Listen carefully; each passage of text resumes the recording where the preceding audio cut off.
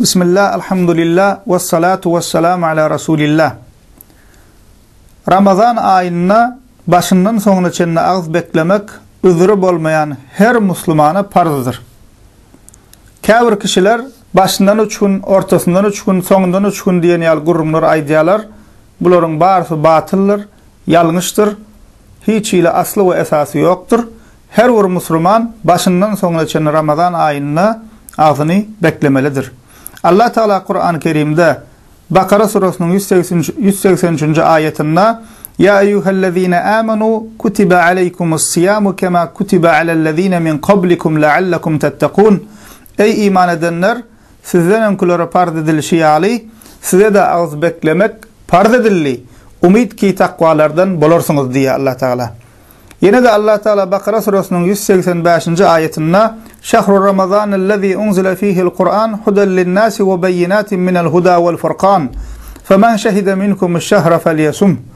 Ramazan ayı insanlara hidayeti, yani doğru yolu görkezyen ve doğru yolu açıklayan, hak ve batılı birbirinden ayırayan Kur'an'ın inlerlen ayıdır. Sizden biri bu aya kavuşsa orada tutsun diye Allah Teala.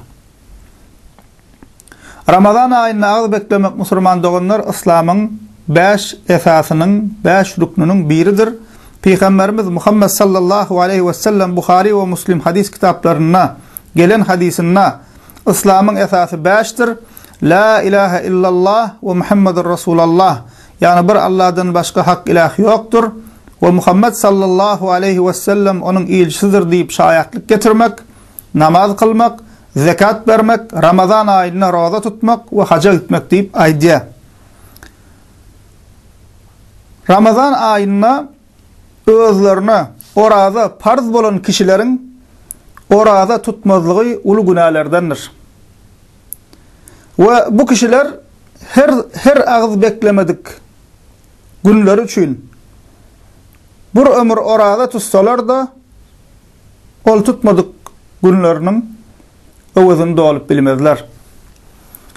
Aslında bir Müslüman adam oradan farzlığına, Ramazan ayına ağız beklemenin farzlığına ve ahmiyetine kovu düşünse, üzrü olmayan bir Müslümanın Ramazan ayına yiyip içip ağız beklemen gezip görmekliği şunun için bu dünyada hem ulu bir utanç, ulu bir ayıp, ulu bir yüzgaralıktır.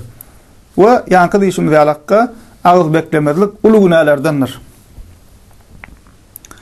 Ramazan ayında Müslüman doğanlar hastalık, yolokçuluk, gowruluk, süt emdirmek yali ya da zinanların haiz nifas bolmağı yali belli bir sebebe göre ağız beklemeyenler biz üzürlü deyip iyiliğin içinde açaçan yiyip içip yormağı doğru değildir. Ramazan ayının hormatını gizliyin yiyip içmelidir. Edil şonun yalak naharhana, restoran işlediyen kişilerin günlüzlerine ile nahar satmağı doğru değildir. Ramazan ayın hormatını naharlarını ağzaçara yakin ve giycelerine, naharhanalarını ağzaçara yakin ve giycelerine açmalıdır. Müslüman olanlar Ramazan ayı sevapların esse köpeleyen ayıdır. Ramazan ayı Kur'an-ı Kerim'in inen ayıdır. Bereketli mübarek ayıdır. Bu ayın içinde mun aydan hayırlı kadir gecesi vardır. Bu ayda edilen tağut ibadetler, hayır sevaplar, tesbih-u zikirler, verilecek sadakalar beyleki aylara qaranda has sevaplıdır. Ve bu ayda edilecek dua dilekler başka vakitlerde edilecek dua dileklerden has kabul olmağa yakindir. Şunun için Müslüman doğanlar bu ayın kadrini bileliğin, belki kafirlerimiz için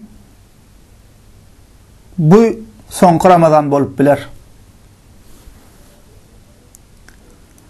Allah Teala'nın katında Müslüman doğanlar orada tutanların, ağız bekleyenlerin derecesi ulu bolanlığı için Allah Teala cennette ağız bekleyenler için, orada tutanlar için ayrı bir kapı bar ediptir. Bu arada Peygamberimiz Muhammed sallallahu aleyhi ve sellem Bukhari ve Müslim hadis kitaplarına gelen hadisinde diye cennette bir kapı vardır.